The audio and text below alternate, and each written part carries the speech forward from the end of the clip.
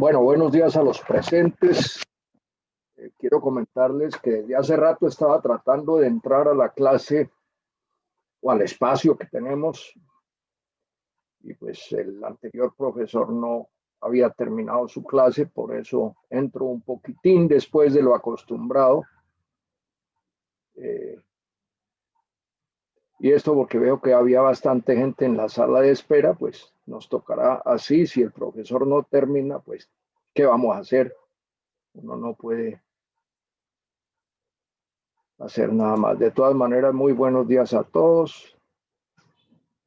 Vamos a esperar. No vamos a esperar ya, son presentes, están bastantes ya, bueno, bastantes, es un decir. Veo aquí 28 participantes, incluyéndome a mí, o sea, 27. Ya veo que muchos han colocado su presente, lo cual está muy bien. Háganlo, por favor, siempre. Acostumbrémonos a eso.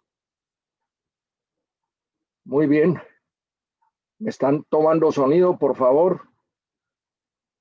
Aló, aló. Sí, profe, le escuchamos. Ok, Sí, profe. Ok, bien, bien, valía la pena la verificación. Voy a apagar la cámara para empezar a compartir archivo. No es necesario tener la cámara prendida.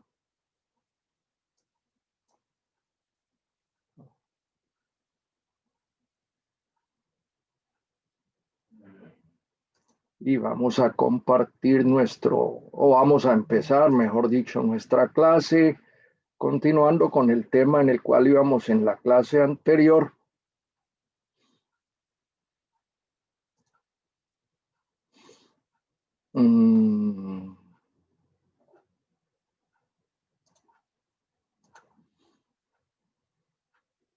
¿Están viendo el PowerPoint?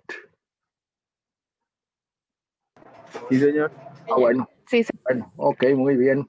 Entonces, en la clase anterior prácticamente estábamos terminando de ver las instalaciones físicas del acueducto de Bogotá, pero yo quisiera culminar ese tema pasando algunos datos que me parece que son ilustrativos para que entendamos,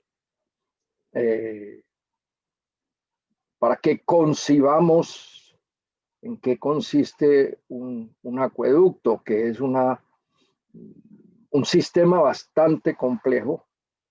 Y yo tomé estos dos ejemplos. El primero fue ese famoso gran río construido por el hombre, porque es una obra maravillosa realmente que vale la pena describirla en alguna forma. No lo hice con todo el detalle que tal vez lo he hecho en otros cursos anteriores, pero así dejémoslo de ese tamaño.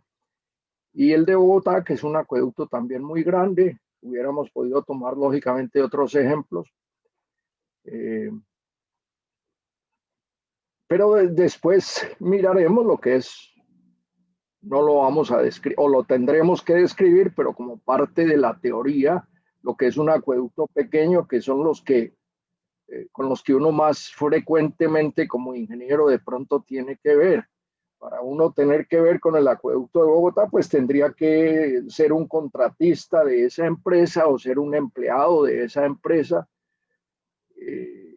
Para ser contratista de esa empresa seguramente necesita una empresa también bastante grande, no el ingeniero que se dedica a la consultoría, sino que esas empresas ya contratan con empresas grandes. No, bueno, por supuesto que hay obras pequeñas dentro del acueducto de Bogotá, por ejemplo, órdenes de trabajo que da el acueducto de Bogotá para qué sé yo, para poner una pequeña red en un barrio que le hace falta una red de distribución o colocar medidores. Hay contratos de ese tipo que el acueducto adjudica prácticamente a dedo porque su monto no es muy grande y son órdenes de trabajo, creo que los llaman. Bueno, vamos a continuar entonces con el tema sin más preámbulos. Voy a tratar de ampliar esto aquí. Lo paso en esta forma porque me queda más fácil para cambiar de diapositivas.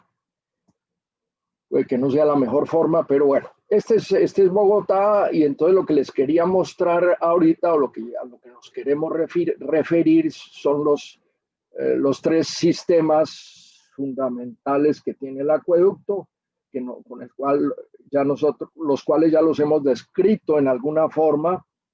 Ustedes ven, espero que vean el indicador, alguien está llegando, 7 personas nuevas entrando, chicos que llegan tarde. Ahí los estoy admitiendo. Bueno, espero que... Bien, entonces sistema La Regadera, como ustedes ven, era la planta, la primera planta que vimos, que tiene también su par de embalses. Después se desarrolló, decíamos, Bogotá con el sistema Tivitoc, que tiene varios embalses. Esto que están indicando acá son los embalses. Ya sabemos, en este caso los embalses son distintos al embalse normal. En el embalse tradicional, en realidad lo que se hace, voy a tratar de dibujarlo acá en alguna forma, ahí de rapidez. No, eso no es lo que yo quería, qué pena, no era lo que yo quería hacer. Bueno, voy a tomarlo de acá, que no me gusta mucho, para hacer algunas líneas. En el embalse normal, lo que hace, si tenemos un río, el curso de un río, lo que se hace este es el curso del río, lo que se hace es colocar un obstáculo a ese curso del río. Vamos a representarlo con este. ¿Sí? ¿Aló? ¿Qué opinas para decir que usted puede dibujar desde la herramienta del Zoom más fácil y pues puede usarla cuando quiera? Sí, ya lo sé, pero tengo la costumbre de hacerlo así. Ya lo sé, le agradezco mucho. Cuénteme, ¿así no está bien? No, sí. Bueno, gracias. Gracias por la licencia que me das, te agradezco mucho. Yo ya lo sabía, pero lo hago así. Sí, ya sé, hay muchas formas, por supuesto, hay muchas formas. Bueno, aquí este es el río, y de paso, pues esto me queda en las diapositivas, que después lo puedo utilizar. Este es el río, y entonces lo que hacemos es colocar una presa. Una presa, voy a ponerla un poquito más amplia, ¿ok? ¿Y qué pasa con eso? Lógicamente esa presa tiene una altura, en algunos casos bastante grande, 100 metros. ¿Qué quiere decir? Que la nueva cota de agua va a ser un poco la de esa presa, y eso significa que el agua se va a represar y va a quedar un gran depósito aquí de agua. Voy a dibujarlo así, un gran depósito de inundación, que es el embalse en sí. Esa es la forma más común de hacer los embalses. En este caso, bueno, y lógicamente sobra decir que esa agua se utiliza cuando el río no lleva suficiente agua, en algunos meses del año no alcanza para la ciudad, entonces el embalse va subiendo de nivel cuando en épocas de lluvia y en épocas de verano, pues el nivel va bajando, y ese volumen que está saliendo del embalse se está utilizando para el acueducto. En este caso, los embalses son distintos, simplemente hay una desviación o una toma en el río. Pueden ser construidos unos volúmenes, unos grandes lagos, se construyen. La verdad, yo del único que tengo conciencia en mi vida, de los que hay en Bogotá, es el de, bueno, ahorita se me escapa el nombre, ya me volverá el nombre, que inundó un pueblito. Digamos, ese es uno de los impactos negativos que tienen los embalses. los embalses tienen muchos impactos ambientales negativos. No vamos a entrar aquí en esa materia, pero sí vale la pena como anticipar muy brevemente cuáles pueden ser esos impactos negativos. En primer lugar, atenta contra la vida natural del río. El río es un organismo vivo. Vivo porque tiene vida, porque tiene una riqueza ictiológica, porque tiene hasta peces, y esos peces se alimentan de la materia orgánica que normalmente los ríos tienen. Entonces, el primer efecto es que ese ciclo vital se corta, porque aguas abajo, primero va a haber épocas del año en que el caudal se va a bajar mucho. Primero. Segundo, los alimentos que llegan normalmente ya no van a llegar porque se van a quedar aquí depositados en este embalse, se van a sedimentar en el embalse. Ese es el primer impacto ambiental. Tiene otros impactos ambientales graves dependiendo de cómo se hagan los embalses. Por ejemplo, hay un pueblito por acá y ese pueblito va a quedar inundado y ese es un impacto humano grave. Ese pueblito va a quedar inundado o todas estas tierras han sido cultivables y esas tierras ya no van a ser cultivables. ¿A quién le pertenecen? Seguramente hay gente que vive y son campesinos que están cultivando ahí y entonces tienen que irse. En muchos casos el Estado los indemniza, les compra las tierras y todo, esa es una política perfectamente normal, pero en otros casos, ojo, hay violencia, se sacan a la brava toda esa gente, y eso no estoy diciendo nada nuevo, no quiero entrar en ese tema, por supuesto. Hay arbitrariedad, ese es otro impacto complicado. Tiene otros impactos adicionales, calentamiento global, entre otras cosas porque en el fondo del embalse se va a producir descomposición de la materia orgánica que muchas veces queda al construir el embalse, o si no queda, también se produce, y esa descomposición de la materia orgánica en el fondo del embalse produce gases de efecto invernadero como el metano, que es 20 o 21 veces mucho más intensa, es mucho más intenso en la producción de efecto, en el calentamiento global que produce, y por lo tanto ese es un impacto muy negativo. Ya sabemos que el calentamiento global se debe a la producción de CO2. ¿De dónde viene ese CO2? Pues el CO2 lo producimos todos cuando respiramos, pero la combustión de los motores y como la población, la utilización de combustibles fósiles ha aumentado tanto por necesidades obvias, porque la humanidad ha crecido, entonces la atmósfera tiene mucho más CO2 que hace 100 o 200 años hace 200 años o más que empieza la revolución industrial. La atmósfera atrapa más el calor y por eso se ha calentado y eso ha traído impactos negativos. Los embalses también ayudan a ese impacto negativo. Bueno, no es el tema nuestro ahorita. Aquí estamos hablando de los embalses que tiene y alimenta la planta de Tibitoc. Bien, vamos a seguir.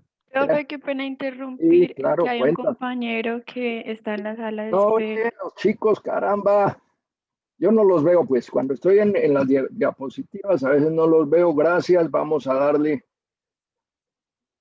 Aquí hay como varios, waiting room 4, hay 4 que están entrando. Ah, caramba, es que sí, yo entiendo que llegan de muy lejos. Al computador les debe quedar lejos en la casa. Ok. Sí, yo entiendo eso, la distancia que tienen de la habitación al computador. Además, en fin, no me meto en esas cosas. Es simplemente, son las 8:15. Traten de llegar más temprano y, ok, muy bien. Entonces voy a seguir sencillamente con este tema. Aquí está Sistema Chingaza. Los dos embalses, el río, el embalse de Chuza y esta laguna que se llama la laguna de Chingaza, Se toman las dos aguas, se trae el agua por túnel. Aquí hay una serie de avisitos que no me interesan. Esto es tomado del acueducto de Bogotá, no lo hice yo. Y aquí está la planta de tratamiento, que ya dijimos se llama planta de tratamiento Biznero El Sapo. Sigamos adelante. Este sistema es el mismo, es como una repetición, no tiene importancia. Esta es una repetición ampliada y terminemos un poco con esto. Esta es una tabla resumen que sí me parece importante que la veamos. Sistema Tivitoc, sistema Chingaza y sistema La Regadera o Agregado Sur. Ahí están las tres fuentes principales de agua del río Bogotá.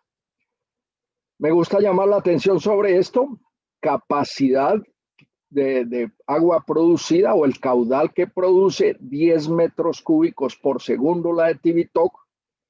La de Chingaza, que es la planta Biszner, son 14 metros cúbicos, hoy en día debe ser más, creo que son 16 o más metros cúbicos por segundo, que es la última. Esta fue la primera, la del Agregado Sur o la planta del Dorado, o la planta, hay dos plantas, no les había mencionado sino una sola. La planta del Dorado, que es pequeña comparada con estas, y la planta de la Laguna, que es pequeña también comparada con las otras dos. Esta de la Laguna apenas produce 400 litros por segundo, o sea, 0,4 metros cúbicos por segundo. La del Dorado, 1,6 metros cúbicos por segundo. Y en total, entonces, para estas dos serían dos. El total de lo que supuestamente consume Bogotá, miren ustedes la cantidad de agua, 2605 metros cúbicos, digamos 26 metros cúbicos por segundo. Es decir, yo creo que Bucaramanga está consumiendo algo así como 2 metros cúbicos por segundo, un poco para hacer la comparación. Lógicamente Bogotá ya debe tener unos 12 millones de habitantes. Aquí, fíjense que más o menos la proporción sale, porque si está consumiendo Bucaramanga unos 2 metros cúbicos y Bogotá 26, pues quiere decir que Bogotá debe tener como, yo tengo que multiplicar 12 por 2 por 13, 26, como 13 veces más. Si Bogotá tiene más o menos 13 veces la población de Bucaramanga, debe estar cerca a los 12 millones. Bien, y ahí damos por terminado eso. Perdón, no, por aquí me hace falta un cuadrito, pero parece que no lo tengo ahorita, y era la capacidad de los embalses, ¿no? Tal vez... no, aquí está. Aquí está, este cuadrito también me interesa mirarlo para que nos hagamos una idea. Esto no es para que nos lo aprendamos de memoria, ni mucho menos, sino simplemente para que nos hagamos una idea de las cuantías que se manejan. Aquí está nuevamente sistema Tivitoc, sistema Chingaza y sistema La Regadera. Y aquí lo que aparecen son las capacidades de los embalses que esos mismos sistemas tienen. Entonces, por ejemplo, Tivitoc tiene 3 embalses: el de Tominé, el de Cisga y el de Neusa. El más grande es el de Tominé, que son 690 metros cúbicos, millones de metros cúbicos. Aquí las unidades, imagínense, son millones de metros cúbicos, para un total, sumado los 3, de 894 millones de metros cúbicos. El sistema Chingaza tiene Chuza y San Rafael. Chuza es el que queda arriba antes del túnel, y San Rafael fue el que se hizo a raíz de que se dañó el túnel y mientras se reconstruyó decíamos en una clase anterior, para reducir la vulnerabilidad del sistema, se construyó este embalse prácticamente pegado desde la planta de tratamiento de Biszner. Se ve el embalse muy lindo, y si llega a fallar el túnel, se tienen estos 75 millones de metros cúbicos de reserva, que solo se utilizan en el caso de que falle el túnel, que yo creo que ya es difícil que falle, porque si mal no estoy, hay 2 túneles ya. Entonces, esta es una reserva que, entre otras cosas, hace un tiempo tuvo un un escándalo porque a alguien se le ocurrió poner una bomba de gasolina ahí al pie del embalse y las bombas de gasolina filtran gasolina a la tierra, cualquier filtración no se ve y va a contaminar el embalse. No sé qué pasaría si hicieron quitar esa bomba de gasolina o lo que sea, pero todo eso son problemas ambientales típicos de los, o no típicos, pero que se presentan en los acueductos. Y el más pequeño, pues, tiene estos tres: Chizacá, la regadera y una laguna que seguramente es natural, 12.4. El total de la capacidad que tiene Bogotá, y esta cifra la vamos a comparar ahorita con las aguas subterráneas de Bogotá, 1.238 millones de metros cúbicos. Esa es la capacidad total del embalse del acueducto de Bogotá. Bien, entonces como ven ustedes, un sistema de acueducto tiene muchos elementos. Todos esos elementos van a trabajar en forma coordinada y conjugada con un fin: llevar el agua al usuario, a nosotros que estamos aquí en Bucaramanga, a los que están en cada una de las ciudades.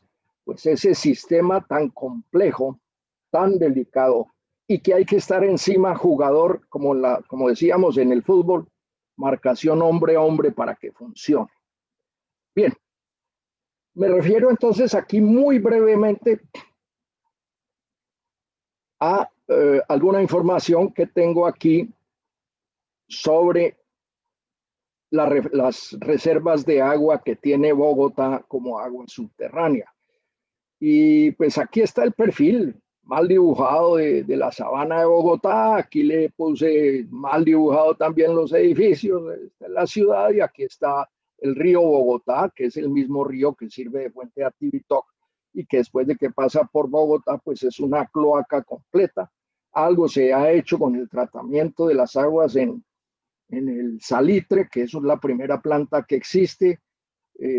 Hay unas plantas que se están construyendo o se tiene planeado construirlas, pero como todas o como algunas de nuestras obras de ingeniería duran más de la cuenta. Voy a poner el ejemplo del túnel de la línea, que debería ser proyectado para 2 o 3 años y terminó durando como 20 o 16 años la construcción, para no hablar de la represa de Hidroituango, que ahí está paradita y tenemos ese problema con todos sus impactos. Nuevamente esa represa tiene, alguien decía que la construcción, alguien que se opone a esa represa, y con mucha razón, dice que la represa de Hidroituango es la muerte del río Cauca, el segundo río más importante de Bogotá, y no está lejos de decir la verdad. Muy bien. Entonces aquí simplemente, aquí quiero hacer una comparación. Estos son los estratos básicos bajo la sabana de Bogotá. Anoche estaba oyendo yo casualmente, perdónenme, anoche estaba yo oyendo casualmente algo sobre los humedales de Bogotá, y esa persona que sabe mucho de la historia de Bogotá decía que Bogotá antes de la mitad del siglo pasado, antes del año 50, tenía como 150 humedales. ¿Qué son los humedales? Son sitios de almacenamiento de agua naturales, como pantanosos, que cumplen también unas funciones ambientales importantes. Voy a citar simplemente una: hay aves migratorias que vienen desde el Canadá y que van hasta Sudamérica, y unas de los sitios de descanso y a veces de vida de esas aves, algunas viven dentro prácticamente es parte de su hogar, esos humedales. Hay vida en esos humedales, pero estas aves migratorias suelen, digamos, hacer estaciones en esos humedales. Es decir, esos humedales forman parte de la vida, de la ecología, de la cual nosotros, de la naturaleza de la cual nosotros dependemos. Entonces, hay conciencias y hay personas que no por romanticismo, sino porque son problemas reales que nos afectan a nosotros, los seres humanos, siempre luchan para proteger esos humedales. Es necesario protegerlos. Entre otras cosas, esos humedales cumplen una función de regulación de caudales. Cuando hay mucha precipitación, esos humedales son como embalses naturales, van a subir de nivel, ahí se almacena agua, grandes cantidades de agua, y cuando se acaban las precipitaciones, esos humedales empiezan a aportar agua a los cursos de agua, superficiales. Acordémonos de la tragedia del Katrina, que prácticamente destruyó una ciudad ahí que quedaba al lado del río Mississippi. Ahorita se me escapa el nombre de la ciudad, ustedes se acordarán, es una ciudad muy folclórica que fue prácticamente, le perteneció que era de Francia, toda esa región de Luisiana, era de Francia, Luisiana debía llamarse por la dinastía de los Luises de Francia, Luis XIV, Luis XV y Luis XVI. Y Napoleón, para financiar su guerra, le vendió ese territorio a los Estados Unidos, o no a los Estados Unidos, al gobierno de la época. La verdad no sé cómo sería eso, le vendió para poder financiar su guerra en Europa. Desde entonces eso le pertenece a los Estados Unidos. Y ese Luisiana, no sé si es que haya alguien si hay alguien, por favor me avisan, esperando en la sala de espera. Esa ciudad prácticamente quedó destruida. Una de las razones por las cuales se destruyó con el Katrina es porque el río Mississippi creció mucho, inundó la ciudad. Y ahí reconocieron que se habían cometido muchos errores, acabando con los depósitos de agua que tenía el río Mississippi, los humedales que tenía el río Mississippi, que cumplía esa función de almacenar agua en tiempos de lluvias y soltarla en tiempos de verano. Muchos de esos humedales se clausuraron por diversas razones, para construir, para cultivar, y eso ha sucedido aquí con el río Magdalena. Y esos son espacios que el río después va a reclamar. Y lo reclamó metiéndose a esta ciudad cuyo nombre ahorita se me escapa. Si alguno de ustedes se acuerda, pues me la puede recordar. Muy bien.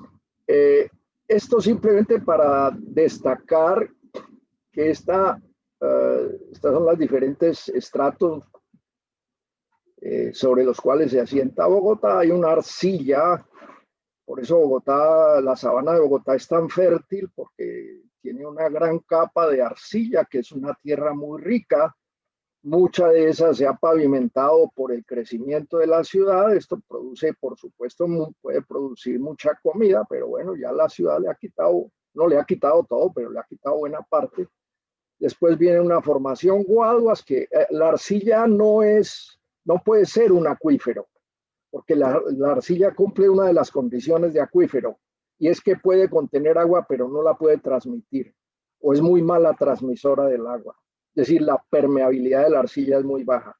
Después viene una formación guaduas, en la cual no hay mucha agua subterránea, pero hay lo que se llama unos lentes de agua, y aquí también hay lentes de agua.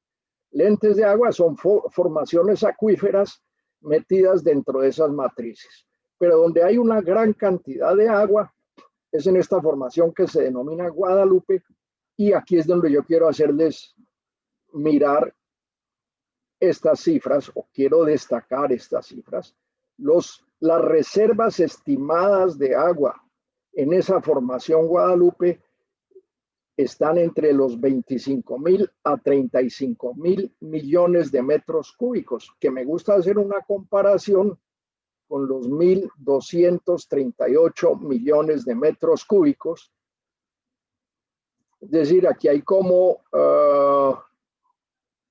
si yo multiplico esto por por 20 me da como 24, no sé qué. Hay como, aquí hay de 20 a 25 veces la cantidad de agua que se tiene en los embalses. Por supuesto, si se va a explotar, no se puede explotar toda.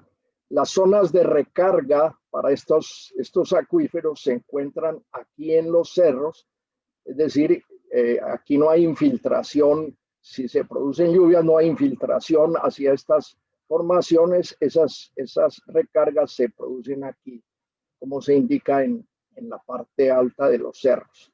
Y cuando se explotan las aguas subterráneas, pues no se puede sacar más de lo que le está entrando, porque eso es como un tanque. Si yo tengo un tanque y el tanque le está entrando agua y yo le saco más agua de lo que está entrando, pues el tanque se va bajando y pues ese es el oficio de los tanques, pero después tendrá que recuperarse. Bueno, con eso quiero terminar este tema de introductivo a los sistemas de acueducto. Y ya lo digo, pues la idea era simplemente empaparnos un poco de lo que es un sistema de acueductos,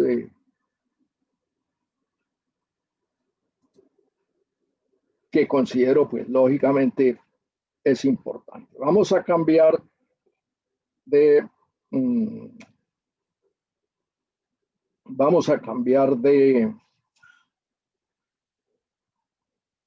archivo. Si hay alguna pregunta en el interregno, pues sería el momento de que la hagan.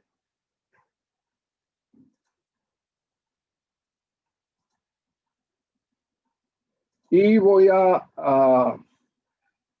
pasar a este archivo que me interesa por las tuberías.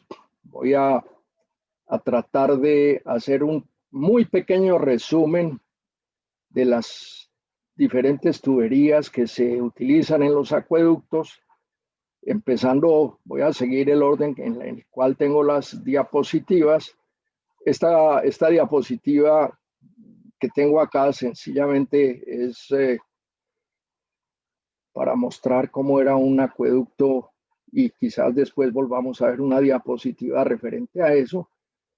Estas grandes estructuras, aquí tenemos formadas en arcos de piedra, y 2 pisos.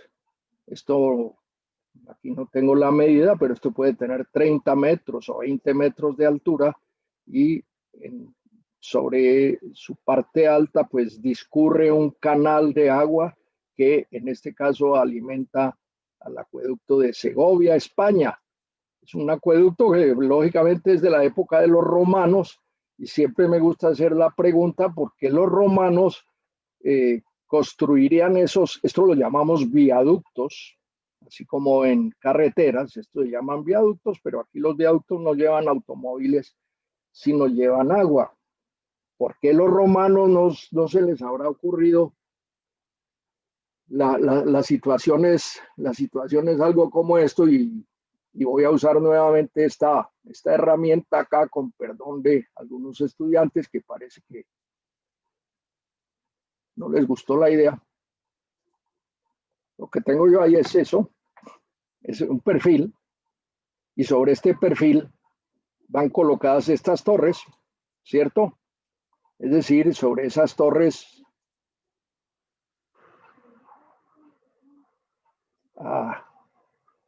perdón, escuché lo que no era. Me permiten un momentico, que aquí tuve un problemita.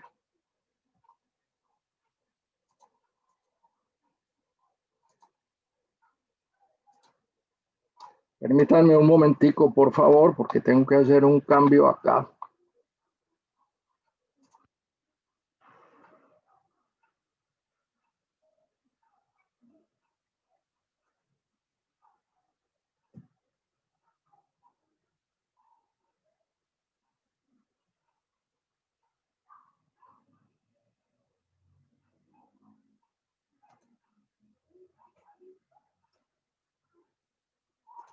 Bueno, espero que estamos en esta diapositiva del acueducto de Segovia, por favor. Sí, señor. Ok, gracias, muy amable. Bueno, entonces, este es el perfil sobre el cual están colocadas estas torres. Supongamos, voy a ponerle aquí algunas columnas como para,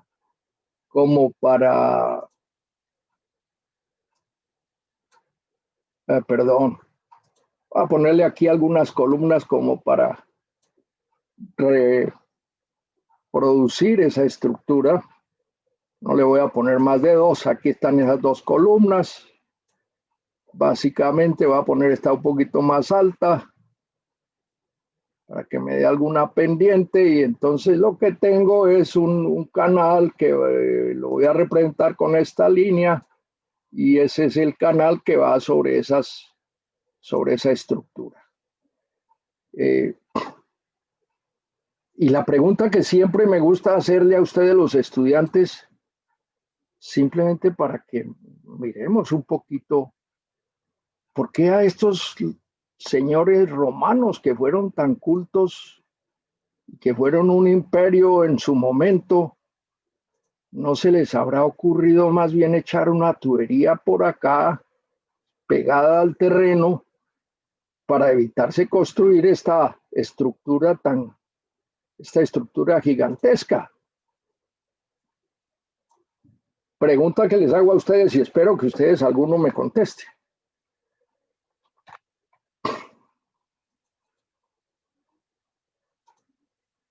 Profe, de hecho sí lo hicieron. Hay muchos tramos del acueducto romano que van hasta pueblos de España que tienen, pues no sé si subterráneo, pero sí pasan por montañas. Sí, Pero pasan en tuberías así como esta. Pues son Primero, perdón. ¿Qué característica tiene esa tubería en cuanto a su trabajo hidráulico? Y me gusta que haya un historiador entre ustedes. ¿Qué característica tiene esa tubería? Pues, estoy representando este arco un poquito más grande, sencillamente para profe, qué pena. Sí. A Pues ver. normalmente, digamos, o sea, es que eso normalmente se hace en los terrenos donde hay montaña. Normalmente hay que darle Perdón, esta no es una montaña, este es un valle, digamos así. Por eso, o sea. Bueno, y las otras, y aquí estaría la montaña. Ok, sino listo. que hay que darle hay que darle o sea, hay que darle una caída para que pueda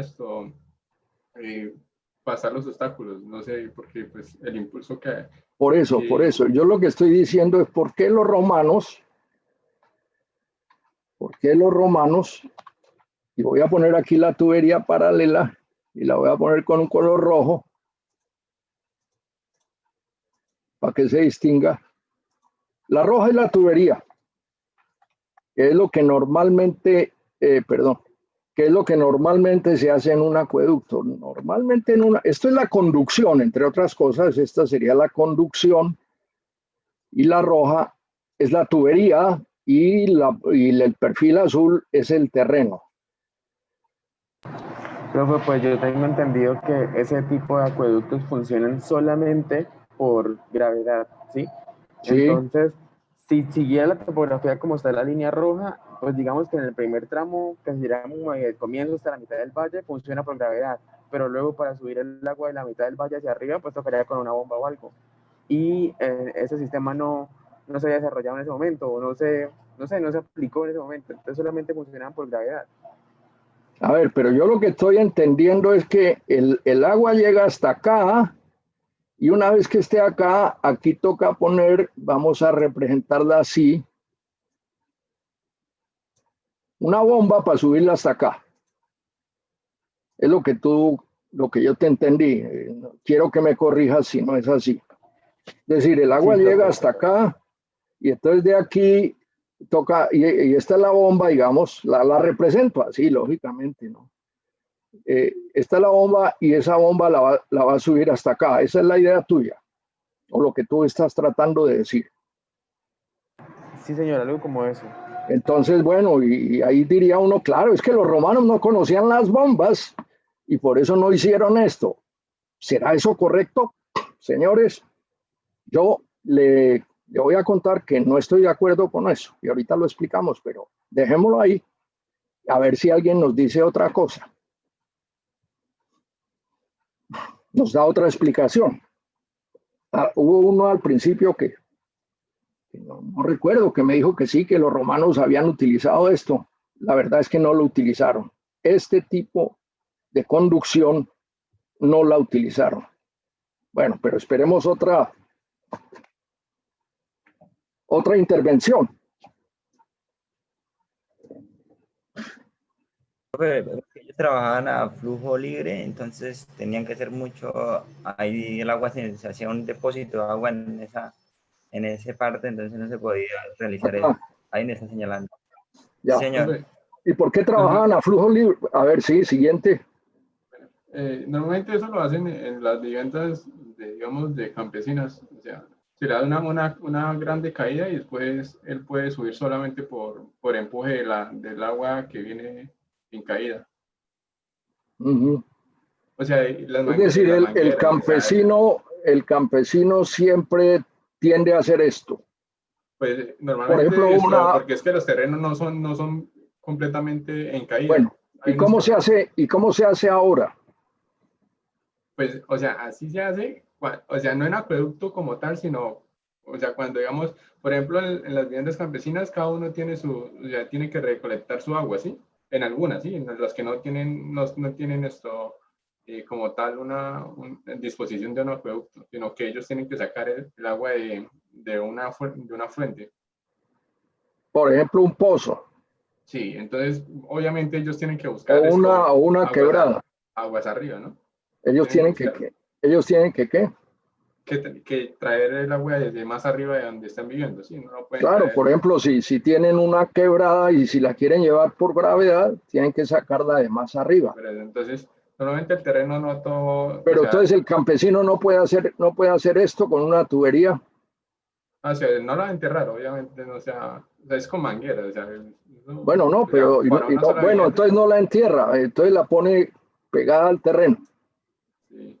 Y pues sí se hace eso, porque es que obviamente... Ahí va sobre el terreno. Es un complique levantar la manguera, además que eso pesa muchísimo, o sea, eso empieza a pesar demasiado, o sea... por ejemplo, una manguera como estas. Por eso. Y levantarla, eso necesita, o sea, mantenerla en el aire, eso, o sea, eso ¿cuántos metros no serán? Bueno, obviamente, por empuje. Profe, pues yo pienso que es como por la cantidad, ¿no? También porque pues una manguera pues de un diámetro grande, pues cuando se transporta agua, como, no sé, como para las arroceras. No, bueno, si estamos hablando de acueducto para consumo humano, no para una arrocera. Pero pues igual, profe, yo sé que la Bocatoma es siempre abarca harta agua. O sea, ¿La Bocatoma qué, perdón? O sea, pues bueno, o el tomo, donde toman el agua siempre. Sí, la toma, está bien, lo que tú dijiste está bien. Está grande, siempre es de pues, volúmenes de agua son grandes. Sí. Y pues una tubería de esas, pues no sé si de pronto también sea por el costo. Bueno, nos hemos desviado un poquito poniendo ejemplos, no sé. ¿Cuál es la diferencia si yo voy a llevar agua desde aquí que lo llamo A hasta aquí que lo llamo B? No le voy a poner las letras ahí. Desde aquí que lo llamo A. Pongámosla, ¿por qué no? A. Desde ese punto A, yo necesito llevar el agua a un punto B. Inclusive lo voy a poner acá. Yo necesito llevar agua a ese punto B. ¿Cierto? Profe, ¿no podría ser como por la necesidad de llevar el agua en un flujo determinado? O sea, por ejemplo, por la tubería roja se podrían presentar efectos de sedimentación por las velocidades y, por ejemplo, golpe de ariete, ¿no? Perdón, ¿me repites? O sea, profe, no se podría, o sea, tuvieron que pasarla por el viaducto por la necesidad de llevar el agua como en una pendiente fija, ¿sí me entiende? O sea, como controlar el flujo a una velocidad estable por efectos de cimentación. Por ejemplo, en la tubería roja se podría presentar un efecto de golpe de ariete. Claro, no, pues, pero aparte de eso, no vamos a entrar a hilar tan fino. Aparte del golpe de ariete y todas esas cosas que lógicamente aquí no se va a producir, porque no, aquí no se va a producir. Si el agua va por acá, pues no se va a producir el golpe de ariete, no se va a producir golpe de ariete, porque entre otras cosas ese flujo, ¿cómo se llama, señores? Y es a lo que fundamentalmente yo quiero ir. Este flujo que va por este canal, que aquí ya le puse doble línea como para representar el canal, ese flujo, ¿cómo se llama? Libre. Flujo libre. Flujo libre, sí. Y este que va por esta tubería, ¿cómo se llama? Presión. Flujo a presión. ¿Qué característica tiene? Que la tubería está sometida a presión. Es decir, casi que podría decirse, permítanme ustedes, yo hago un cambiecito acá con esa línea para que me sirva. Si yo quiero representar la presión a la cual está sometida esa tubería, digamos en el punto máximo, pero en cualquier otro punto,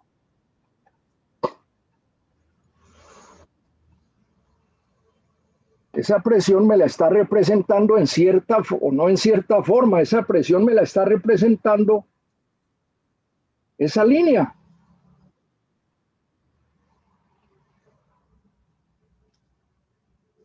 Acuérdense ustedes, o acordémonos todos de Bernoulli. La energía que lleva el agua la podemos dividir en tres. Una energía que es Z, que es la altura. Si aquí yo pongo una línea de datum en alguna parte, ese datum puede ser cualquier línea de referencia al nivel del mar, si ustedes quieren, o lo que ustedes quieran. Entonces esta altura con respecto a esta línea sería Z. Pero ¿qué otra energía lleva esa agua que va por la tubería? Pues P sobre gamma, la presión. Y ese P sobre gamma es una altura. Si yo divido presión entre gamma del agua, eso me da altura. Y esa altura es esta columna. Y yo podría colocarle un piezómetro. ¿Qué es un piezómetro?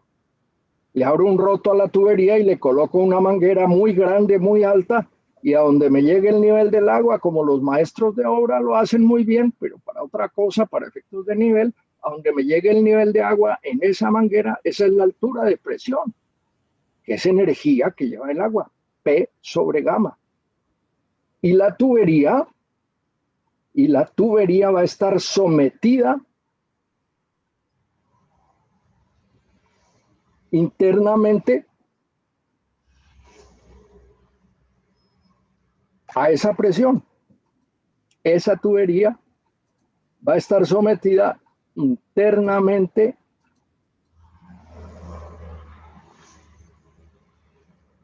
a esa presión. Aquí adentro, voy a señalarlo con flechitas, va a haber línea, va a existir esa presión. ¿Estamos de acuerdo? Va a existir esa presión. El agua le va a estar haciendo presión a la tubería en todo ese perímetro. Y lógicamente, si yo le abro un orificio por cualquier parte, pero por encima, y le coloco una manguera y miro el nivel de agua al cual llegará en esa manguera, eso lo llamo un piezómetro. O le puedo colocar un manómetro, que voy y lo compro a una ferretería, se lo coloco acá, y ese manómetro pues me permite leer la presión que hay ahí. 1500 y los otros 500, ¿quién sabe dónde los dejan? Oye, encima no les pueden quitar más caro. Plata, ¿quién está hablando de plata? Por favor, cierren sus micrófonos. Por favor, mantengan por prudencia, ¿no? Porque uno a veces dice cosas que no debe oír nadie. Entonces alguien estaba hablando de plata y uno en esta escasez de plata, pues como que le da. Entonces, por favor, tengan sus micrófonos cerrados. Ahora, esta manguera, lógicamente, puede tener mucho más altura. pero yo le voy a mirar hasta dónde llega el agua. Teóricamente me debería llegar hasta donde estaría el nivel del agua en el canal si también hubiera agua en el canal.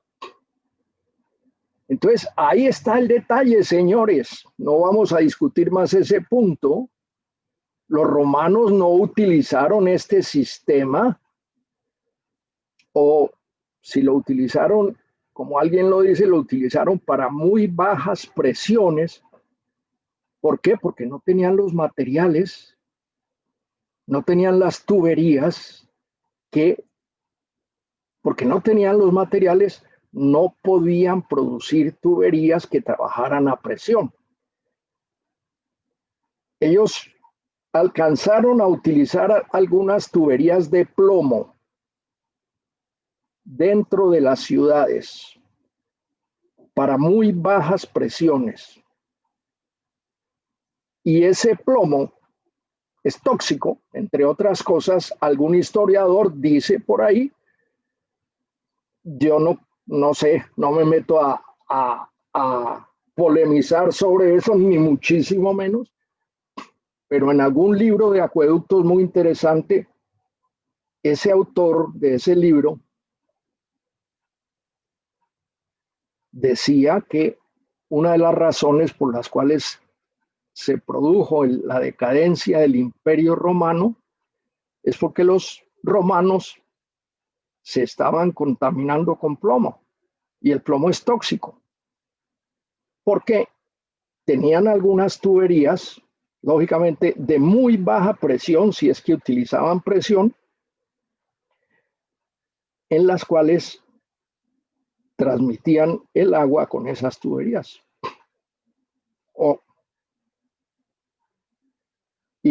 Esas tuberías fueron soltando plomo, y los alemanes, digo yo, los romanos, se fueron contaminando con plomo. Entonces aquí la razón fundamental, esto de la bomba está mal. Alguien me dijo que llegaba el agua acá y ahí tocaba subirla con bomba. No, porque si esto tiene, ¿cuál sería la línea de energía de esta tubería? La línea de energía puede ser esta, de esa tubería puede ser esta, o la voy a poner, no tiene por qué ser la del canal. Si no está trabajando el canal, pues puede ser por acá la línea de energía. Y si la línea de energía es esa,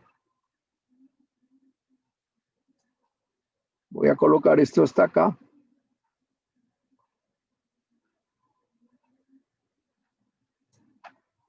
Según nuestro amigo Bernoulli, las tres energías que se dan ahí, voy a coger esta, y esto es para que de una vez recordemos la ecuación de Bernoulli, es Z, altura, hasta el punto donde está la tubería,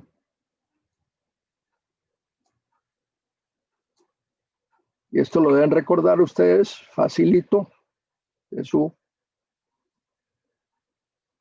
más P sobre gamma, perdón,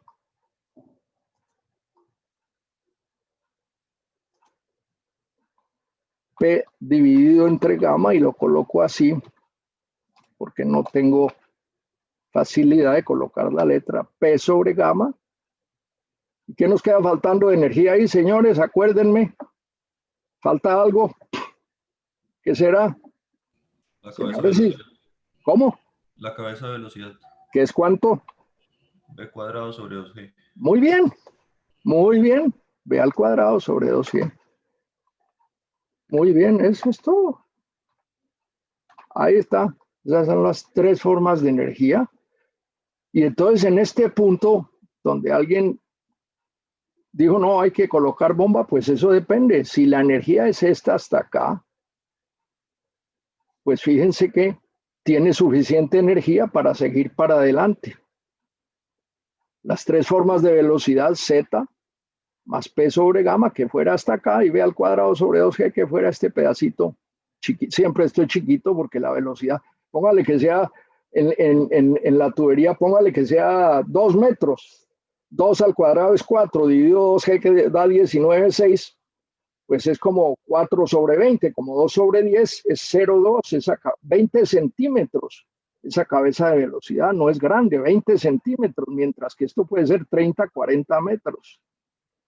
Esta, sin contar la Z, pues la presión sería 40 metros. Entre otras cosas, apreciados estudiantes, siempre en acueductos se acostumbra a dar, y esto es para que no lo olviden, muy sencillo además, se acostumbra a dar la presión, no se da en newtons, bueno, podría darse en newtons, ni en kilogramos por centímetro cúbico. En acueductos se utiliza hablar de presiones en las tuberías en metros de columna de agua. Utilizamos esa abreviatura, o sea, que va a ser así, M.C.A. Cuando ustedes encuentren eso, esos son metros de columna de agua, que es esta P sobre gamma entre este punto y este punto. Si quieren les señalo los puntos. Voy a poner bien grandote para no ponerme a achicarlo. Si esta es la cabeza de velocidad, pues el P sobre gamma es esta distancia. Ahí llega otra persona y la admito. Ok. Bueno, por eso los romanos, claro, eso no nos interesa a nosotros, pero bueno, es una interpretación perfectamente lógica. Los romanos no podían desistir de esta cosa. Ellos no podían desistir de esas estructuras porque no conocían no tenían esos materiales. Entonces tenían que construir sus acueductos así. Entre otras cosas, el acueducto romano, hace poco en el History Channel alguien habló de eso, tiene varios kilómetros de distancia. Este acueducto de Segovia en España, pues debe tener también su buena distancia. Bueno, entonces en cuanto a tuberías ya, esa es una de las tuberías no muy utilizada, pero ha entrado últimamente sobre todo para redes de acueducto y para acueductos pequeños. Es lo que se llama PVC de alta densidad, cloruro de polivinilo de alta densidad, que se produce en mangueras. La traigo aquí porque de todas maneras es una tubería que se está utilizando no mucho, sobre todo para poblaciones pequeñas, acueductos pequeños. Los diámetros que se producen hasta, miren ustedes, hasta 250 milímetros, que son 50 pulgadas aproximadamente. Este es el diámetro, 50 milímetros. Bueno, no, estos no son, sí son diámetros, 50 milímetros son 2 pulgadas. Y estos son de baja densidad y de alta densidad. Entonces los de alta densidad se producen hasta 250 milímetros, es decir, 25 centímetros, que son básicamente 10 pulgadas. Utilizamos mucho todavía la nomenclatura en pulgadas. Esta es otra tubería ya puede ser, miren ustedes, la forma de construcción. Esta puede ser de American Pipe. Es una tubería, esta por supuesto es una tubería muy liviana. Se pega por termofusión, de eso hablaremos un poco más adelante, que es termofusión. Termofusión es que se pegan los dos topes de la tubería y a eso se le coloca un mecanismo eléctrico que primero ese mecanismo presiona los dos topes de la tubería y al mecanismo se le tiene energía eléctrica y eso hace que los topes se fundan y se fundan uno contra el otro.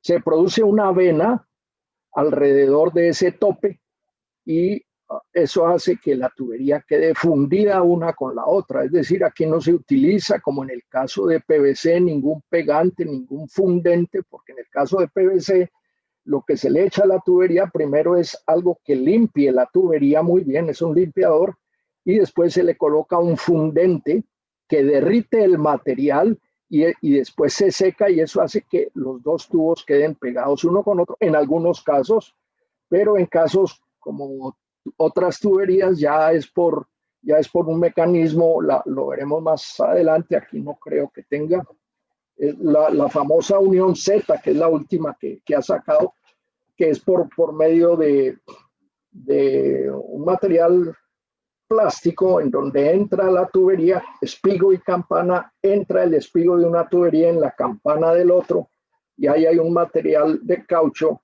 que sella perfectamente. Esta parece ser, o esta es tubería de American Pipe.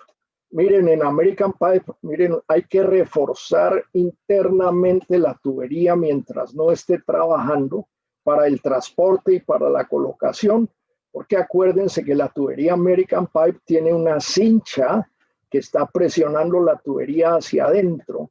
Entonces, para protegerla mientras no está trabajando y mientras no tiene la carga del suelo encima, pues es necesario, o bueno, mientras no está trabajando a presión, es mejor protegerla aquí, lógicamente y provisionalmente, con estas varas de madera. Esto que ustedes ven acá, aquí se alcanza a ver, es una tablestaca metálica en ángulos metálicos. Eso es lo que se llama el entibado de la zanja. Tiene como función, primero, que no se derrumbe el material de la excavación. Y mire qué sucedería si aquí hubiera un derrumbe y cogiera este obrero acá. Eso es lo que ha sucedido tantas veces, pues atenta contra la vida de una persona que esté ahí trabajando.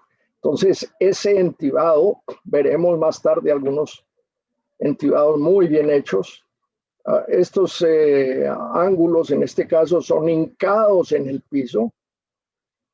Aquí hay una grúa que puede coger un peso, ir clavando estos elementos. Clavando quiere decir hincados.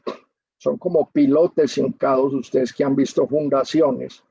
Cuando en fundaciones se habla de pilotes hincados, es como meter una puntilla en un pedazo de madera. Hay que golpearle la cabeza a la puntilla para que entre al pedazo de madera. Aquí se le golpea la cabeza a esto para que entre dentro del piso. No es la única forma de hacer los entibados, hay muchas otras formas, inclusive hay algunos de madera, pero ese no es el tema de ahora.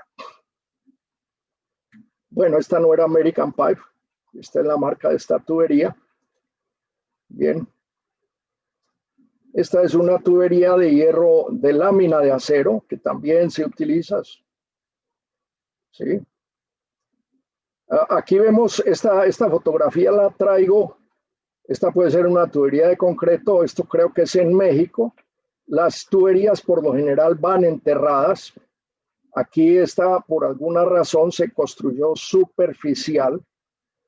Y ven ustedes, pues, el gran diámetro, entre otras cosas, aquí quiero destacar. Esta puede ser metálica, no sé la verdad, pintada, no puedo decir qué material es la verdad, pero quiero destacar de esta tubería, pues los apoyos, la fundación de esa tubería que no va enterrada, el tamaño de la tubería. Miren este automóvil comparado con el diámetro de la tubería. Yo diría que esta tubería es de unos 2 metros de diámetro. Y miren las abrazaderas que tiene en cada uno de los apoyos. Aquí hay una presión lógicamente alta, probablemente muy alta, y si no tiene esas abrazaderas, se puede levantar la tubería con la presión. Yo les cuento un incidente que tuvimos antes de la inauguración de una planta de tratamiento en la ciudad de Neiva. Hay unas tuberías que son las de lavado de filtros que reciben agua de un tanque muy alto para que entre a los filtros y lave a los filtros en contracorriente. Y el diseño no preveía estas abrazaderas. La tubería estaba enterrada y cuando se fueron a lavar los filtros, el piso, esa estaba bajo el piso de la planta de tratamiento en una sala. Y cuando eso fue, yo no me hallé afortunadamente a eso, yo fui al otro día, la tubería se había levantado el piso y había dejado una gran tronera, y eso que era una tubería apenas como de 8 pulgadas, digamos, puedo yo decir. que son como 40 centímetros de diámetro, 400 milímetros de diámetro. Entonces, ahí sí se pensó, para corregir eso, se hizo un muerto de concreto. A ese muerto de concreto, por debajo del piso, se le sacaron unas abrazaderas, la tubería quedó con esas abrazaderas para que no volviera a suceder eso. No, el proyectista no se le ocurrió eso, pues no le vamos a echar la culpa. Todos cometemos errores, este proyectista cometió ese error y bueno, sucedió eso. Estas son unas tuberías también del mismo material, de polietileno de alta densidad. Aquí estamos utilizando diámetros pequeños todavía. Esto es, a ver, lo que dice ahí, un tramo de tubería, leo, un tramo de tubería de polietileno de alta densidad, PAD son las siglas, que sustituirá, bueno, la añeja conductora de la ciudad de Santiago de Cuba. Quería mostrar en dónde era eso, no recordaba, en Santiago de Cuba. Aquí ven ustedes una parte de la máquina o del aparato para hacer la termofusión, ahí se alcanza a ver, la tubería se mete ahí, ese aparato abraza la tubería y hay otro igualitico que abraza la otra tubería, le meten corriente y entonces estos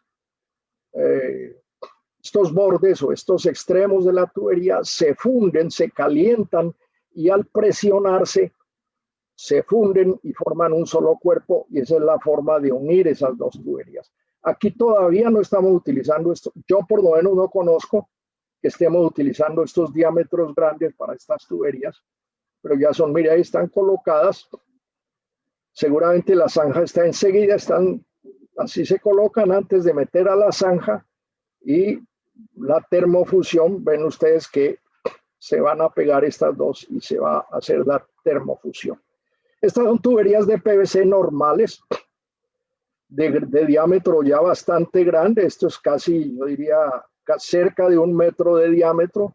Miren ustedes, esto es lo que llamamos el espigo de la tubería. Esta está invertida con respecto a esta. Aquí tiene este es el espigo y esta es la campana. En este caso, para pegar para hacer la junta de las tuberías es muy práctico. Pues el espigo de esta va a entrar en esta campana y aquí está el sello de neopreno, esta es la de unión Z o que se llama. Se lubrica esta parte y se lubrica esta parte, se presiona esa tubería, entra una dentro de la otra y ahí queda el sello perfecto.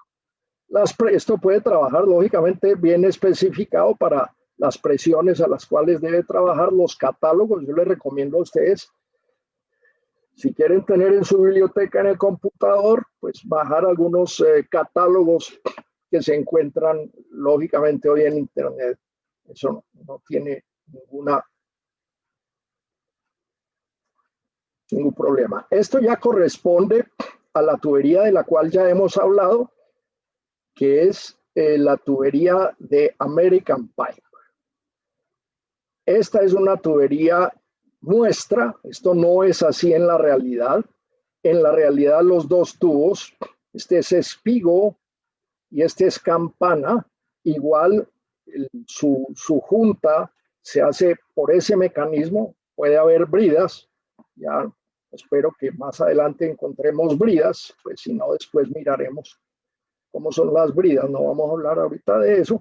Entonces igual este espigo va a entrar dentro de esta campana y ustedes ven aquí el sello de neopreno, que es el que va a hacer el sellado para que no escape ni entre agua a esa tubería y que entrará en una ranura que tiene esta campana metálica. Esto es hierro fundido, estos elementos tanto del espigo como esta parte de la campana es de hierro fundido. Esto se muestra así y es muy interesante porque nos muestra en realidad cómo está construida la tubería. Esta es la parte externa y en la parte interna, lo que habíamos hablado, tiene el cilindro de acero con el respectivo alambre de acero de alta resistencia. Cuando se dice alambre es por su diámetro, pero es un acero de alta resistencia que pretensa la tubería, le hace el proceso de pretensado a la tubería. Estos punticos rojos ahí lo que están mostrando son los puntos de soldadura, como ya habíamos hablado y habíamos dicho que se conforman como una cincha sobre la tubería. Este es un corte de la unión. Aquí está el caucho.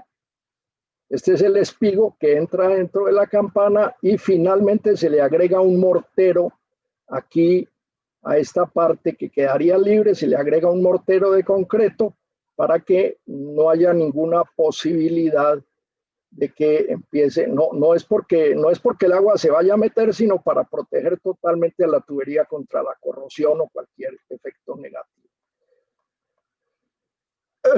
A ver, ¿qué es esto? Esta es una tubería de 48 pulgadas, 1.20 milímetros de concreto. Estas son tuberías de concreto. No son, puede que no sean para acueducto o son para bajas presiones probablemente. Esta diapositiva la debía tener por acá. De hecho, la voy a cambiar de una vez. La voy a cambiar acá. Queda con las de American Pipe, porque esto es el trabajo en planta de American Pipe. American Pipe tiene y está trabajando los accesorios. Por ejemplo, esta es una T, esta es otra T, y esto que están viendo ustedes aquí es lo que se llama las bridas. Este señor está trabajando aquí en la planta, aquí le está proyectando un chorro de arena para limpiar el material. Aquí hay otra serie de accesorios. Aquí hay un accesorio para colocar una válvula en una conducción.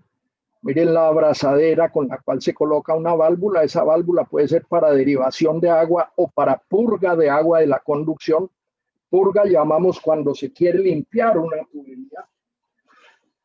Entonces se colocan purgas, por ejemplo, en la conducción, porque a pesar de que se coloca desarenador, pues el agua sigue llevando sólidos más finos que las arenas, y esos sólidos se van depositando fundamentalmente en las partes bajas. En esa parte baja, por ejemplo, que estábamos hablando, si se colocaba una bomba o no se colocaba, que al fin pues no se necesita colocar esa bomba. En esa parte baja es un ejemplo. Ahí se pueden acumular sólidos y es necesaria una limpia periódica de esos sólidos. ¿Cómo se hace?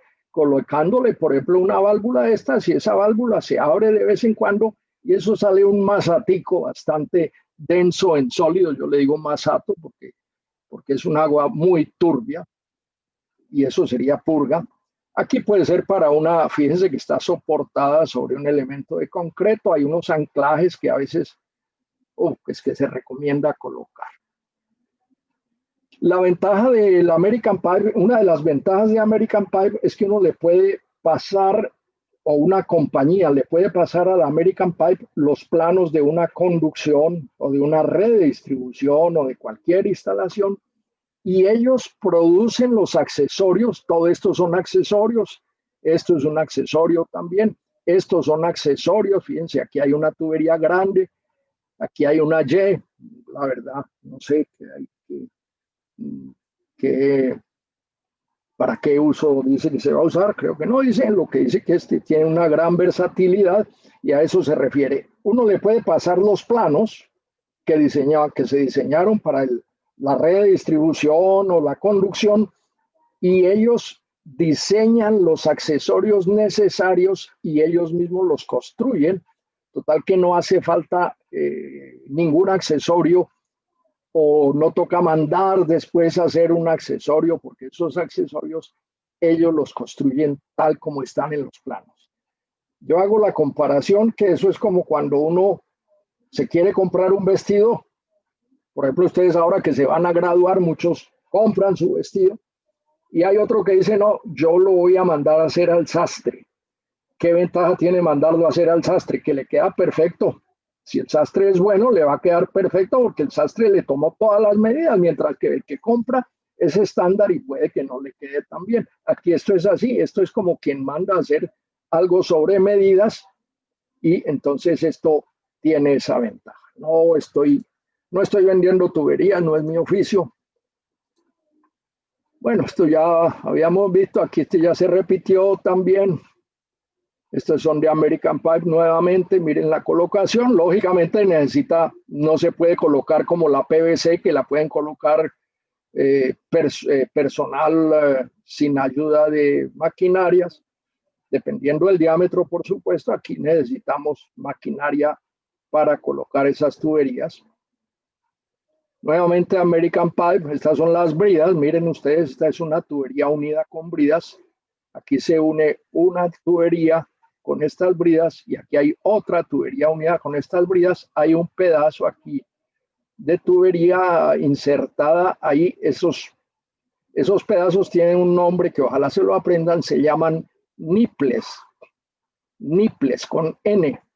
Si ustedes van a una ferretería y piden un niple de HG, un niple de hierro galvanizado de media pulgada, en la ferretería le pasan un pedacito de tubo de media pulgada con rosca por los dos lados y por ahí 2 centímetros de largo. Usted lo necesita para la instalación de un calentador, qué sé yo, en la casa. Y si ustedes preguntan por un niple, eso es el niple. Una pequeña pedazo de tubería. Aquí esto también es un niple, a pesar de ser mucho más grande, pues sigue siendo un niple. Así se llama. Son términos que se acostumbran. Mira, aquí esta es una buena fotografía. Aquí está la tubería y aquí está la máquina. Esto no es una persona. La tubería va girando y la máquina le va proyectando el concreto externo y por dentro hay otro aparato que le está haciendo la proyección del concreto interno. La diferencia de los dos concretos es que este queda rugoso, pero el de adentro queda fino, queda con una superficie tersa, y eso lógicamente tiene la función de reducir el coeficiente de fricción o el factor de fricción para hacer que todos los fabricantes de tubería quieren sostener que sus tuberías son muy eficientes, tienen muy bajas pérdidas. Lógicamente, si un productor, claro, no pueden ponerse a decir mentiras, se pone a decir que la tubería de él produce muchas pérdidas, pues muchas compañías prefieren a la que tiene menos pérdidas. Estamos hablando de pérdidas de energía, no de pérdidas de agua. Bueno, estos son aspectos de la planta donde se está construyendo. Estos mecanismos, si mal no estoy, son los que al pegar la tubería se pone a girar y recibe el concreto proyectado interna y externamente. Aquí nuevamente tuberías de American Pipe, más detalles de tubería. Aquí están 3 tuberías. Esta es una de hierro fundido o de fundición que se llama, pero está forrada. Esta la utiliza mucho el acueducto de Bucaramanga, la ha utilizado bastante el acueducto de Bucaramanga. Ven ustedes que internamente tiene concreto. Eso tiene como función que la tubería no va a sufrir la corrosión, los problemas de corrosión. El agua tiene ya, hay un procedimiento en las plantas de potabilización que es la estabilización o la adición de cal para alcalinizar un poco el agua y subirle el pH y reducirle la acidez que pueda tener el agua. En la medida en que tenga mucha acidez, pues el tubo puede tener corta duración porque se va corroyendo.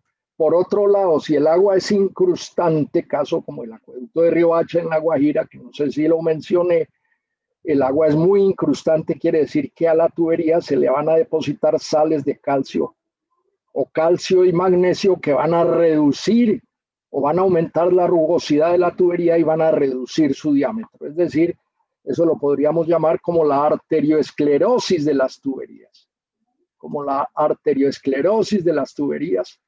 Y lógicamente el efecto que produce es que una conducción que estaba calculada para que llevara 100 litros por segundo Si ese problema es grave, a los 5 años de trabajo ya no estaba llevando 100 litros por segundo, sino de pronto 80, y a los 10 años ya está llevando 60, y a los 15 años la mitad.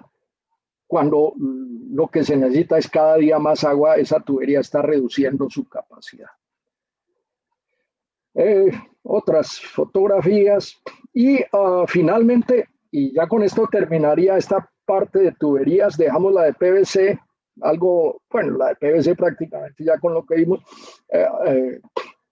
es suficiente, pero esta es una tubería que, a pesar de que ya no se usa, la tubería de asbesto cemento, se utilizó muchísimo en la época en que yo empecé a trabajar en este campo, recién desempacado de la universidad, que yo empecé a trabajar en este campo de los acueductos. Esta era la tubería que se utilizaba 100%. Tubería PVC apenas se medio oía por ahí, apenas estaba como en pañales, y hoy en día es al contrario. Esta ya salió y la tubería PVC es muy importante, casi que es el 90% de las tuberías que se utilizan. Le estoy dando cifras estimativas, por favor no la tomen, tómenla con reserva de inventario, como se dice.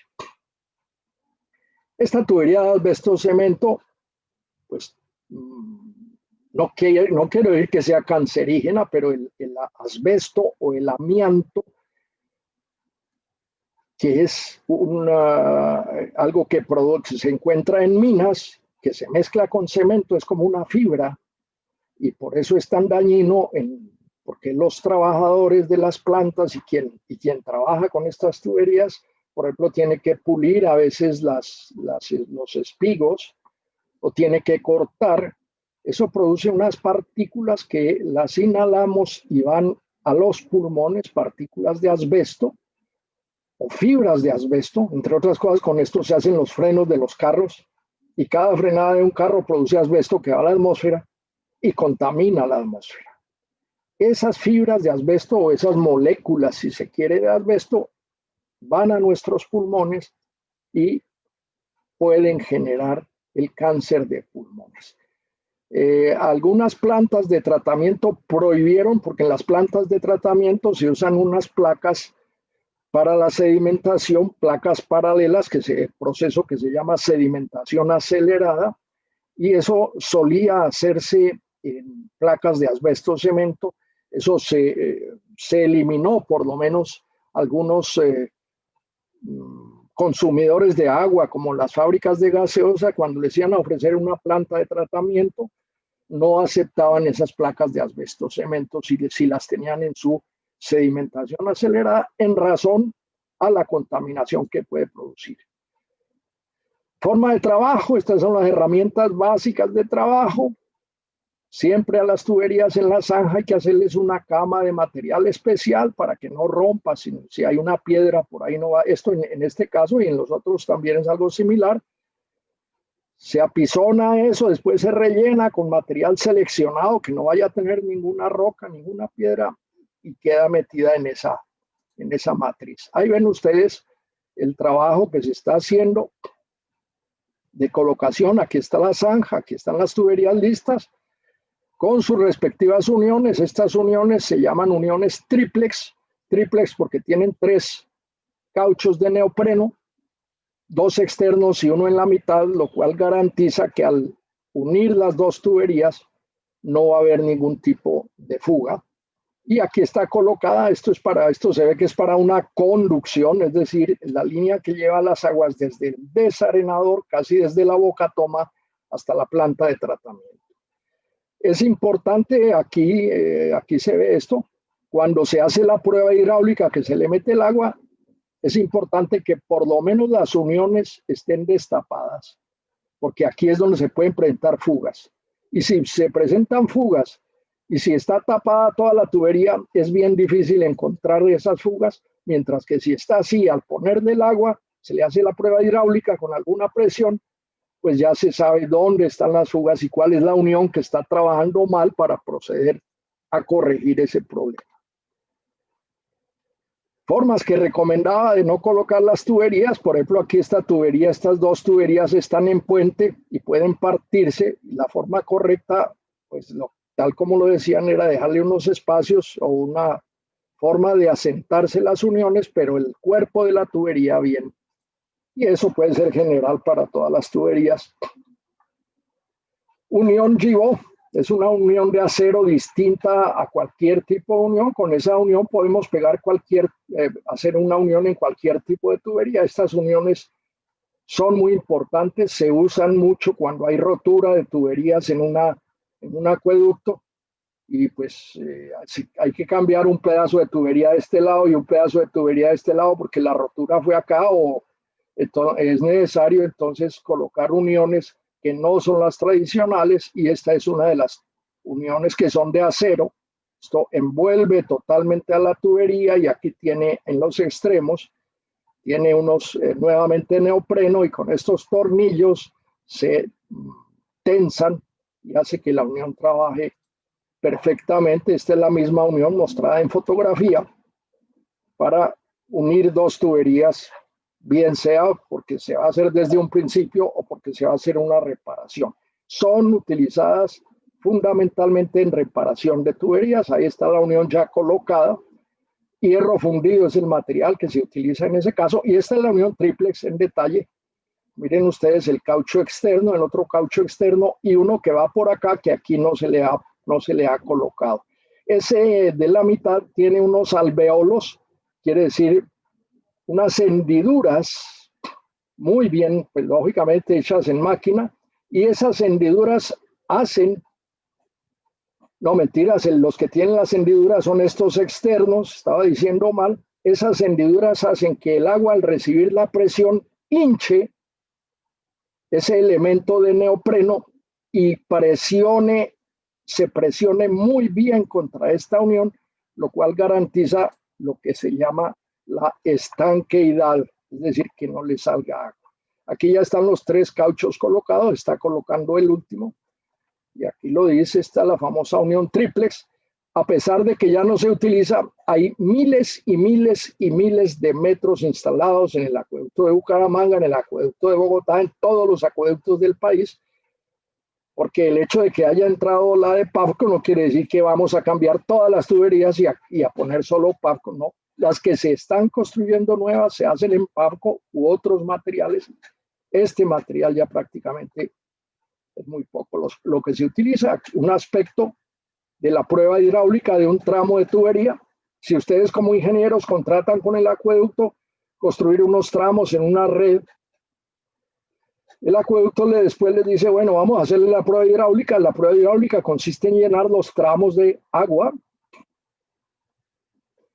poner con esta bomba, se le mete presión a esto, y este manómetro está midiendo la presión, por ejemplo 100 metros, qué sé yo, dependiendo de la presión que tenga que aguantar o para la cual esté diseñada ese tramo de red, y se deja 24 horas. Al cabo de 24 horas o durante esas 24 horas se mide el comportamiento de esta presión. Si la presión está bajando, quiere decir que en alguna parte hay una unión mal puesta. Entonces hay que entrar a investigar eso y hacer la corrección. Miren ustedes el lecho de arena en el cual está soportada la tubería, que ya lo habíamos mencionado. Si al cabo de las 24 horas la presión tiene, creo que se da un pequeño rango, no ha disminuido, sino un mínimo porcentaje, pero tiene que ver muy, no sé. Hay unas normas, por supuesto, no las tengo en la cabeza para esa prueba de presión. Una de las formas de instalar la tubería, y esta se usa también para PVC, estas tuberías, entre otras cosas, venían de 4 metros de longitud, mientras que las PVC actuales vienen de 6 metros. Eso tiene una ventaja, y es que reduce el número de uniones, con lo cual se reduce la probabilidad de escapes. Entre menos unión, y la que menos unión tendrá será la de termofusión, porque no hay una unión mecánica, sino es una, como su nombre lo dice, una fusión de las tuberías. Y Y además de eso, en la de alta densidad, la que estoy mencionando de termofusión, cloruro de polivinilo de alta densidad, las mangueras bien pueden venir, no sé, 30 metros o qué sé yo, o más metros, y entonces las uniones se reducen a un mínimo, con lo cual se reduce la probabilidad y tendremos que hablar es de probabilidad de fallas. Profe, disculpe. Sí, aló, gracias por la pregunta, porque ya estoy cansado de hablar solo, cuénteme. Profe, cuando se reducen las uniones, también se reduce digamos, la pérdida de energía por claro, sí, evidentemente la unión debe, ese es un buen punto, y debe producirse un mejor trabajo hidráulico, porque hay menos, de todas maneras la unión implica, claro, aquí vendrá la otra, mire, aquí está el caucho central, aquí están los dos cauchos externos, la otra debe llegar a tope aquí contra este caucho central, pero de todas maneras ahí no hay una continuidad absoluta y ahí se puede producir alguna turbulencia. Y esa turbulencia, o ese cambio aquí diminuto, si usted quiere, de régimen en el flujo de agua, debe producir algún tipo de pérdidas, ¿no? Esa es una buena observación. Bueno, esta es un galápago de derivación. Si aquí enfrente hay una casa, pues la forma de darle agua a la casa es colocándole este galápago. Para este tipo de tuberías es que es en hierro fundido. En otro tipo de tuberías ya es distinto. Y se hace una perforación a la tubería, tiene su unión aquí en la perforación, y aquí vamos a colocar una tubería que va a salir y va a llevar el agua al medidor. El medidor va a estar por acá. Digan ustedes que este es el medidor. Entonces va a haber una tubería que sale de acá, perdónenme ustedes. Llega al medidor y de ese medidor hacia adelante va a ir a la casa, va a entrar a la red de distribución de la casa y va a alimentar la casa. Total que esto es lo que se llama la domiciliaria, esto más la tubería que sale de ahí, por supuesto, aquí va a salir una tubería que es la que va a entrar a la casa. El medidor tiene como función pasarnos la facturita, ¿no? Lógicamente es necesario pagar el servicio, a no ser que estemos en un país como Cuba, donde creo que ese servicio es gratuito. Bueno, y como hay algunos acueductos, creo que eso se implementó en el acueducto de Bogotá, en la alcaldía de Petro, para ayudarle a la gente de menos recursos, le daban un consumo libre, es decir, hasta cierto consumo no pagaba nada y por encima de ese consumo ya empezaba a pagar. Eso ya son políticas de cada país, de cada administración. No vamos a entrar en ese tema, por supuesto, esos son otros temas. A ver si encontramos alguna cosa. Aquí la instalación de la tubería nuevamente. Tapón. Estos tapones existen bastante en las redes de distribución, a donde llega una calle del perímetro de la ciudad y de ahí para allá ya no sigue la red. Entonces es necesario tapar la tubería. Se hace un tapón y aquí se le construye un pequeño muerto en concreto para que aguante la presión del agua. Lógicamente, en otro tipo de tuberías, pues esos tapones son distintos. Diferentes tipos de uniones. Esta es una reducción. Fíjense que a este lado tiene un diámetro y a este lado otro diámetro. Ya es una reducción. Eso es lo que llamamos una reducción. El resto son diferentes tipos de uniones que se utilizan. Nuevamente esta que ya la vimos. Y finalmente, y ya con eso, pues voy a terminar este tema y creo que la clase también, aunque podemos pasar a empezar el otro tema. Esta es una tubería de Pavco muy interesante que ha empezado a producir hace unos pocos años. Es en fibra de vidrio, si mal no estoy, se llama tubería GRP de Pavco. Lo interesante es que está produciendo diámetros bastante grandes. Se está utilizando, aquí ven ustedes, se está utilizando bastante en alcantarillados. Aquí ven ustedes que este es un cambio de dirección, el alcantarillado de paso, pero también en acueductos, supongo que no de mucha presión, habría que mirar los catálogos. En este caso digo que alcantarillado porque aquí lo que tiene es un pozo de inspección. Este pozo va a ser más alto que esto, sobre esto a colocar seguramente otro tubo más alto para, supongan ustedes que el nivel de la vía sea este, supongan que esto esté construido acá y el nivel de la vía sea este. Cuando un carro pasa sobre ese alcantarillado va sobre este nivel, entonces este tubo tiene que subir hasta acá para dejarle aquí una tapa, el pozo. Ese pozo debe ser, claro, debe llegar hasta allá. Lo voy a colocar aquí.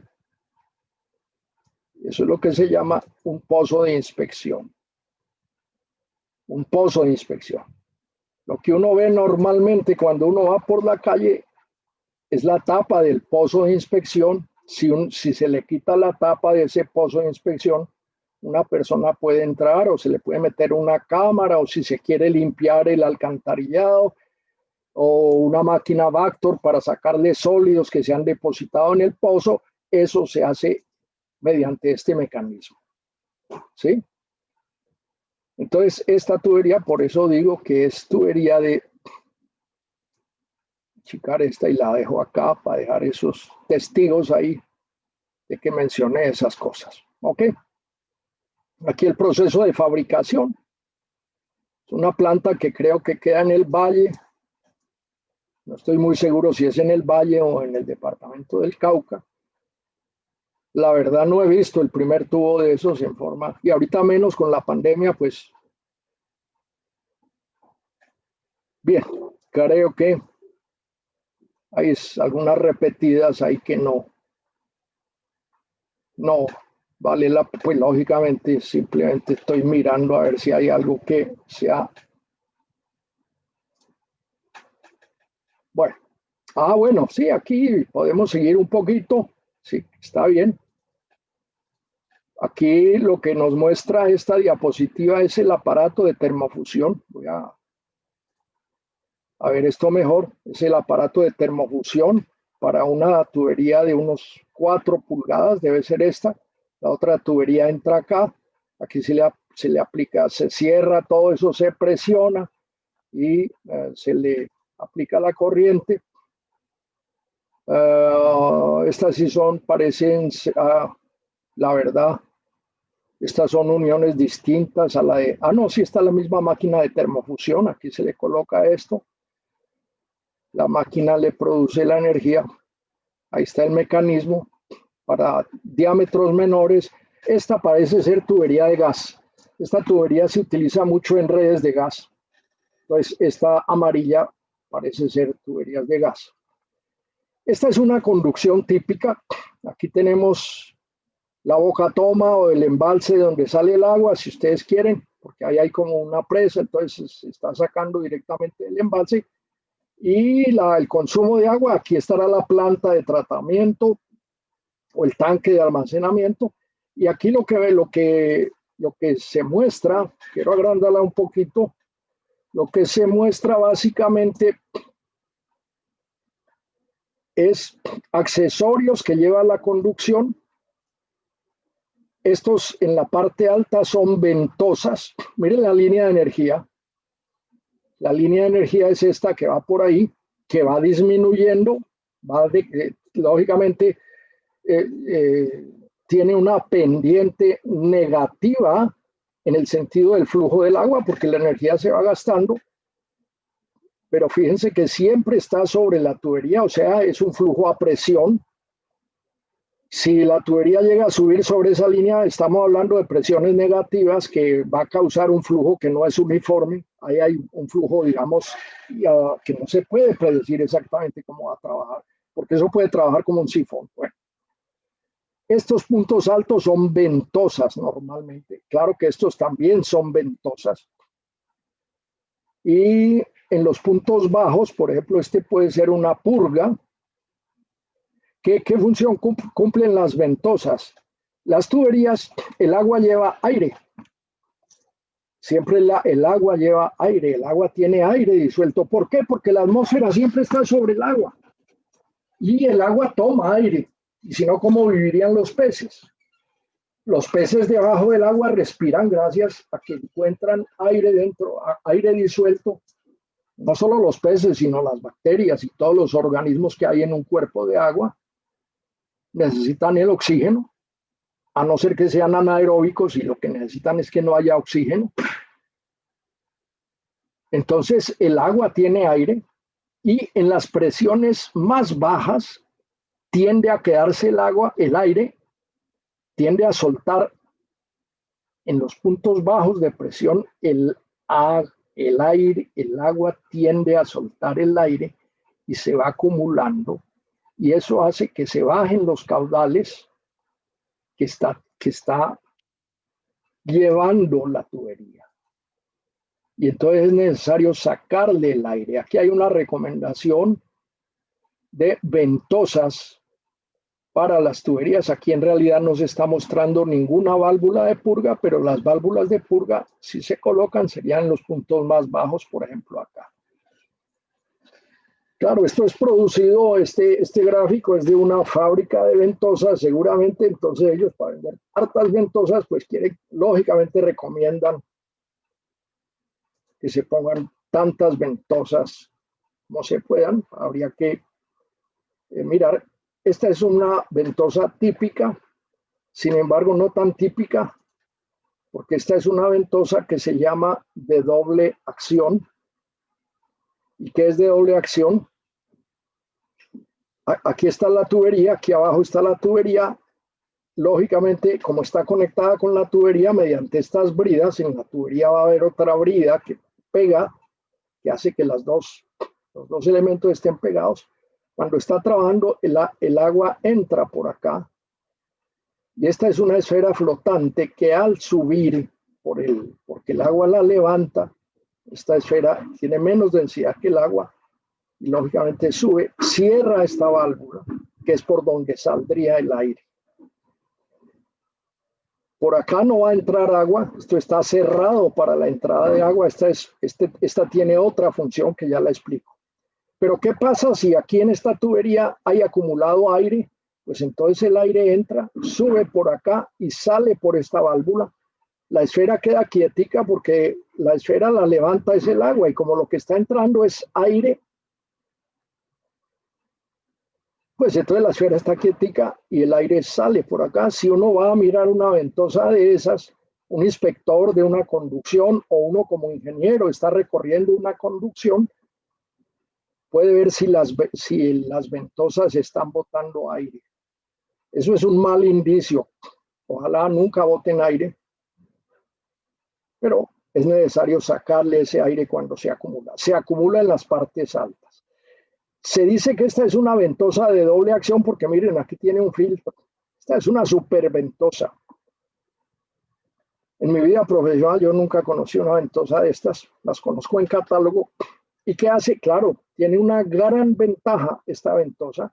Y es que cuando se desocupa la tubería, por ejemplo, si aquí hay unas válvulas de purga y es necesario abrirlas para desocupar la tubería para alguna reparación, pues es necesario que le entre aire a la tubería, porque puede que se genere una presión negativa muy alta, que inclusive, sobre todo si es tubería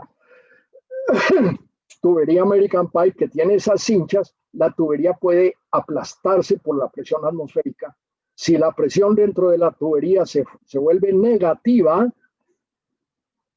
esa presión externa, que es mayor que la interna en la tubería, puede aplastar la tubería. Hay fotografías en algunos textos en donde se muestra textos que he visto en la biblioteca, yo no los tengo, pero se podría mirar en internet a ver si se consigue un ejemplo de esos. El aplastamiento de la tubería. ¿Esto qué hace entonces? En la medida que se va llenando de aire la tubería, esto conecta con la atmósfera y deja que entre aire. Es un filtro de aire como el de un automóvil. Deja que entre aire y entonces ya no se va, o sea, el peligro de que se aplaste la tubería ya no va a existir. Esa es la función de esa ventosa que se llama de doble efecto. Normalmente se utilizan estas sencillas, es decir, que este lóbulo no está, quizás más adelante tengamos otro tipo de ventosa.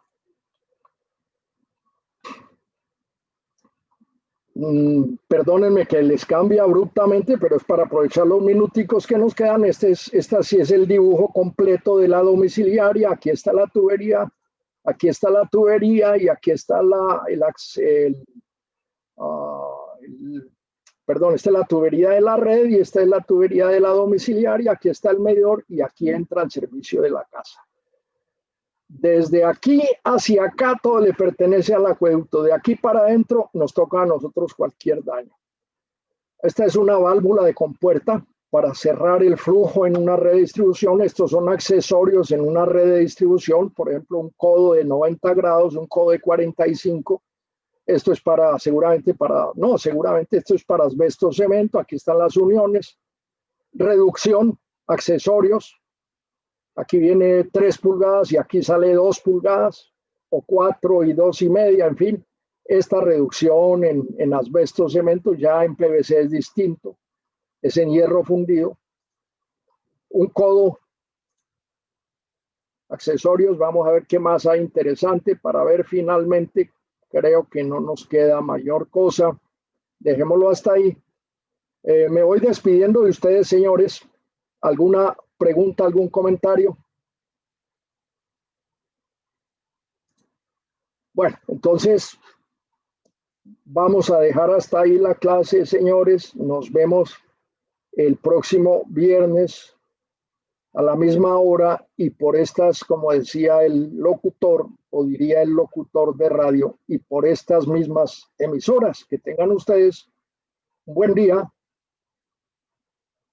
y nos vemos, si Dios quiere y el COVID nos lo permite, por lo menos en lo que a mí respecta. Ustedes son chinos sanos, llenos de vida.